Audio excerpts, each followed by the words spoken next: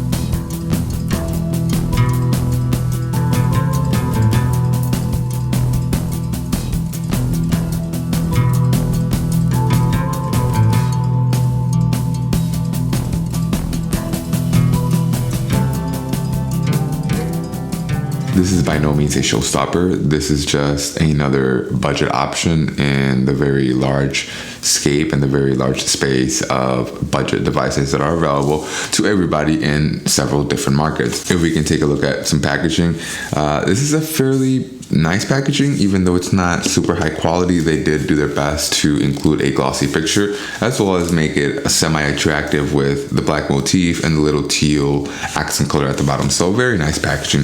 But let's go ahead and get this open. In the box, we got, right away, the very first thing you see is a cheap twisted wire SIM ejector tool, as well as a quick start guide and some terms and conditions. We also get a Type A to Type C cable, as well as a 10-watt wall adapter. It's a very average looking device with, again, a 6.5-inch screen, a 720 by 1600 TFT LCD. So that's where they caught some of the cost by using a TFT instead of an IPS. And we also have 32 gigabytes of storage on the inside paired to 3 gigabytes of RAM. And meanwhile, we do have dual band Wi-Fi AC as well as Bluetooth 5.0 and a rear mounted fingerprint scanner right here. We unfortunately don't have NFC, and we also have a quad-core processor, which, as we know, is going to make this phone run extremely sluggishly. Hopefully they did some optimizing. Hopefully the operating system does well. But at the end of the day, when you have a quad-core versus an octa-core, it's literally like having a 4-cylinder Ford Ranger versus an 8-cylinder F-150, or at least the old ones, because none of the new ones are. But yeah, it's definitely sluggish, or you were going to feel the lack of performance when we're running those heavy applications, or maybe we won't. Maybe we've gotten to the point in time where, just like cars, a quad core or a 4-cylinder does the job, but we all know that's fake. If we look over on the left side of the phone, we can see we have our tray for our SIM/SD.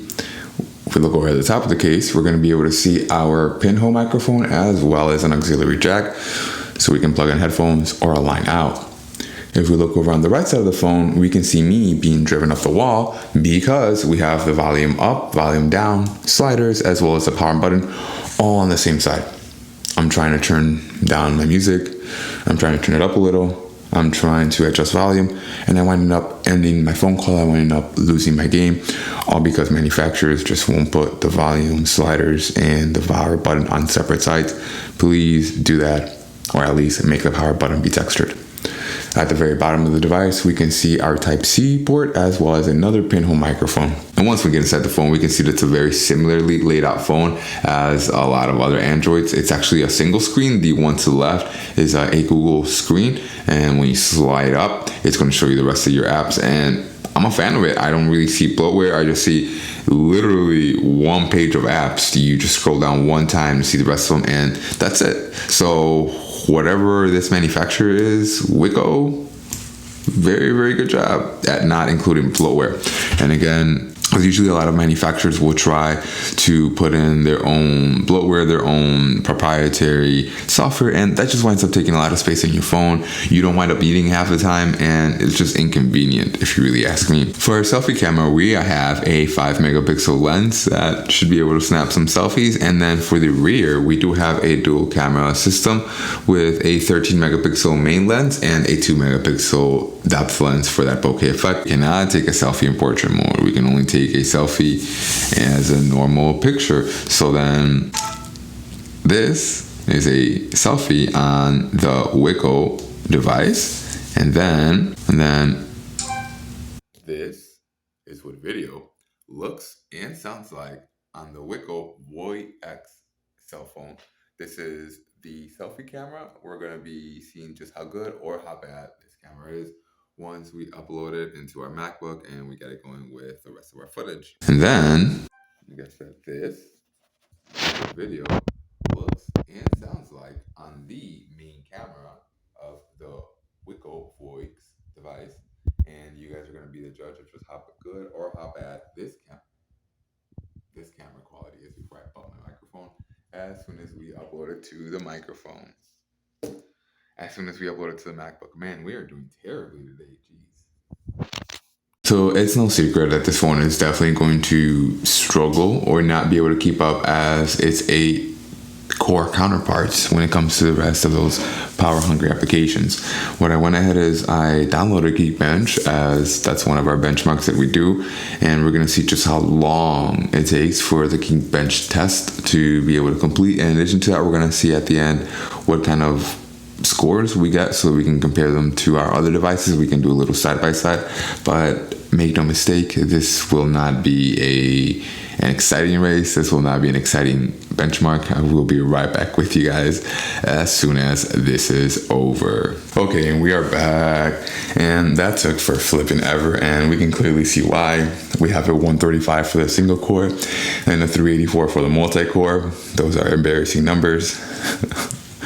As a Galaxy S21 Ultra would have something like a 924, we have a 135. We're about a sixth or a seventh of the performance there, for again like a tenth of the price. So I guess that's kind of okay, but no device should have such low numbers. Same thing with a multi-core. We have a 384 for the multi-core. Again, a tenth of the way of something like Galaxy S21 Ultra. We knew that this phone was gonna lag behind. I guess it's going to come down to day-to-day use. Is it noticeable enough? Is it bad enough to where you don't want to pick this phone up? Because again, at $119.99, that is the absolute most affordable smartphone that I have in the whole store that is available in most US retailers that I'm aware of. Let me know in the comments, what are your thoughts on this? Would you get this? Would you skip out on this? Do you have alternatives for this in this very same price range? And as always, thanks for watching.